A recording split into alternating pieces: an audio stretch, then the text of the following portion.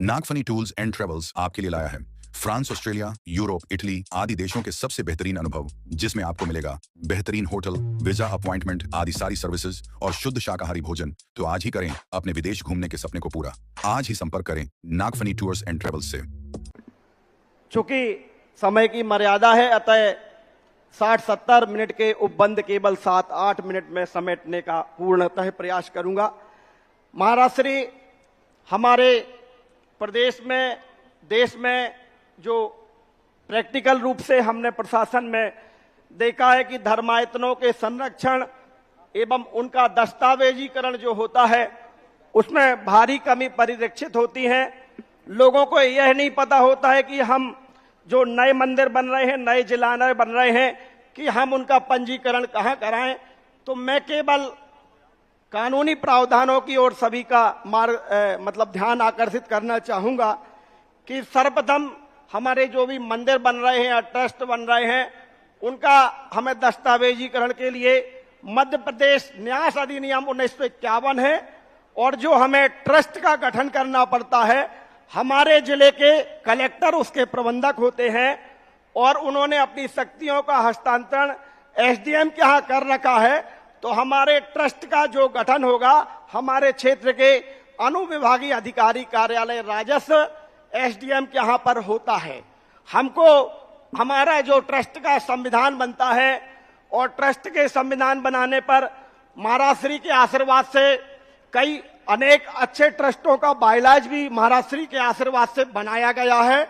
हमें अपने बायलाज बनाते समय बहुत ध्यानपूर्वक ऐसे विषय समाहित करने चाहिए ताकि वे नेशनल और अंतर्राष्ट्रीय स्तर के हों, ताकि भविष्य में आने वाले जो भी स्कूल, कॉलेज और धार्मिक परमार्थिक हम संस्थाएं या पर्यावरण या औषधालय, वृद्धाश्रम, गौशाला खोलना चाहते हैं, तो हमें बार बार अपने जो संविधान का है वह बदलना ना पड़े। इसकी प्रक्रिया, इसमें हमें हमारी कौन कौन सी संपत्ति है, कौन कौन सी जमीन है, ट्रस्टियों के नाम इत्यादियों की सूची अनुविभागीय अधिकारी कार्यालय राजस्व एसडीएम के यहाँ एक लिखित रूप में पंजीयन करानी पड़ती है, और एसडीएम के यहाँ हमारे ट्रस्ट का गठन हो जाता है।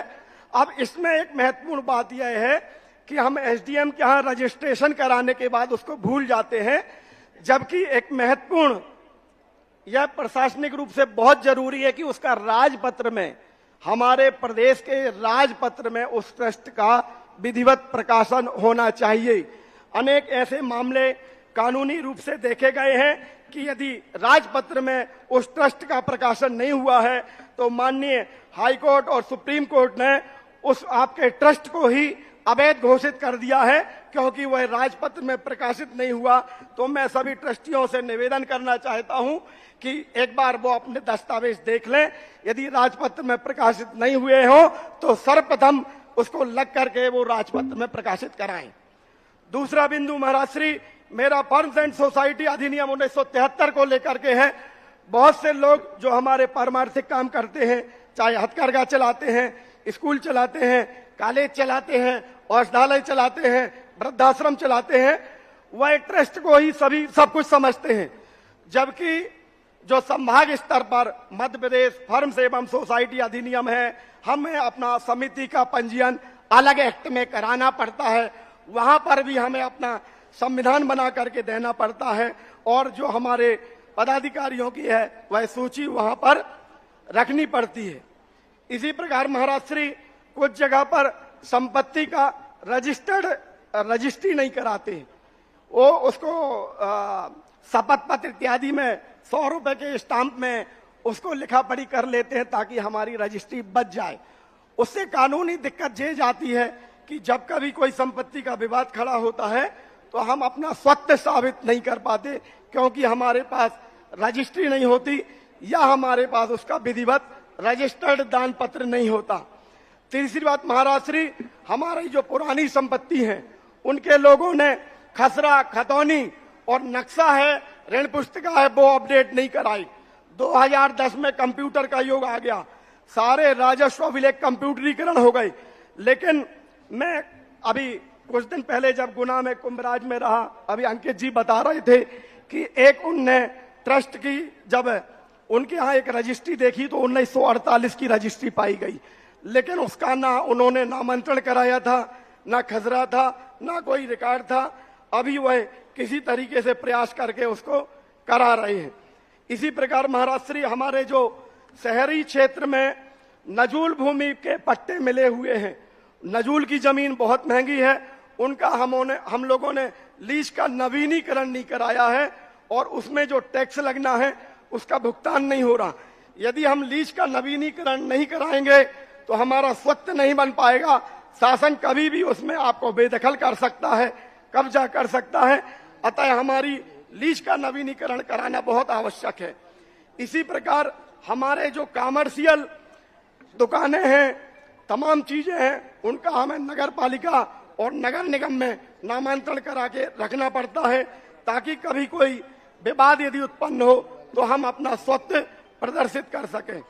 इसी प्रकार महाराष्ट्री बहुत सारे ट्रस्टों में हमारी जो जमीनें हैं हम उनके सीमांकन नहीं कराते, तो उसमें होता क्या है कि एक कृषक इस साइड से कब्जा कर लेता है, एक कृषक इस साइड से कब्जा कर लेता है, एक पीछे से कब्जा कर लेता है।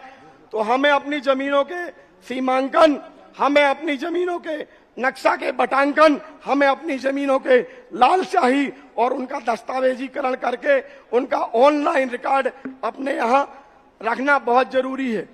एक और बिंदु यह है कि महाराज जी हमारे जो भूमि भवन मकान दुकान बने हुए हैं, जब हम किराए पर देते हैं तो उनका हम विधिवत अनुबंध कर लेते हैं 1000 के स्टाम्प पैड पे।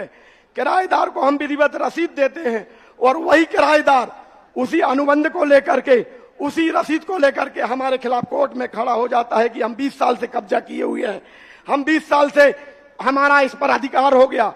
यदि कोई व्यक्ति 12 साल से ज्यादा एक जगह पे स्वामी मान लेता है, अतः हमें अनुबंध करते समय किराए की रसीदों को देते उसको लेकर के 10-20 सालों में कोर्ट में अपने स्वत्व के लिए खड़ा नहीं हो जाए। जब हम किसी प्रकार का उसको प्रमाण ही नहीं देंगे, कोई साक्षी नहीं देंगे, तो वह ना हाई कोर्ट में खड़ा हो सकता है, ना सुप्रीम कोर्ट में खड़ा हो सकता है। मेरे यहाँ की एक ऐसी घटना है कि मंदिर की संपत्ति का विवाद किराए का 50 साल चला और सुप्रीम कोर्ट तक गया। क्यों? क्योंकि हम उसको किराए की रसीद देते थे। केवल उसी एक दस्तावेज के आधार पर उसने हमको 50 साल सुप्रीम कोर्ट तक परेशान किया। अतः इनके किराए की रसीदों और अनुबंध करने के लिए भी हमें बचना चाहिए। एक दो बिंदु और है, केवल 2 मिनट में अपनी बात समाप्त करूंगा। महाराष्ट्री जब भी हम ट्रस्टों के गठन करते हैं तो हमारे जिले में जो अच्छे अधिवक्ता हैं, जो माने हुए अधिवक्ता हैं, उनको हमें संरक्षक के तौर पर, मार्गदर्शक के तौर पर रखना चाहिए। हमारे जिले में जो तहसीलदार, नायब तहसीलदार, आरआई पटवारी, एसडीएम या अपर कलेक्टर, कलेक्टर जो रिटायर हो चुके हैं, जो न्यायाधीश रिटायर हो चुके हैं, जो जज साहबान न्याय रिटायर हो चुके हैं, उनको भी हमें कमेटी में विशेष आमंत्रित सदस्य, सलाहकार या मार्गदर्शक रखना चाहिए, ताकि जब कभी वाद उत्पन्न हो तो वह हमें कानूनी सहायता फ्री में दे सके और हमारा मार्गदर्शन कर सके। इसी प्रकार नजूल भूमि पट्टे पर देने पर, स्थायी रूप से पट्टे पर देने का नया नियम 2020 में आ चुका है। गौशालाओं के लिए, जैन समाज के लिए भूमि आवंटन 10 एकड़ तक भूमि आवंटन के प्रावधान आ चुके हैं। और इसी प्रकार हमारे कीर्ति स्तंभनों के लिए और मूर्ति स्थापना के लिए नगर निगम को, नगर पालिका को भूमि आवंटन के प्रावधान आ चुके हैं।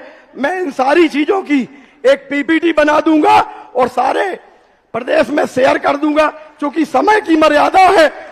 1 मिनट के लिए आप एक काम करें, जिन्हें और विस्तृत जानकारी चाहिए अपने अपने मोबाइल निकाल लें। आपका मोबाइल नंबर आप सभी लोग नोट कर लें।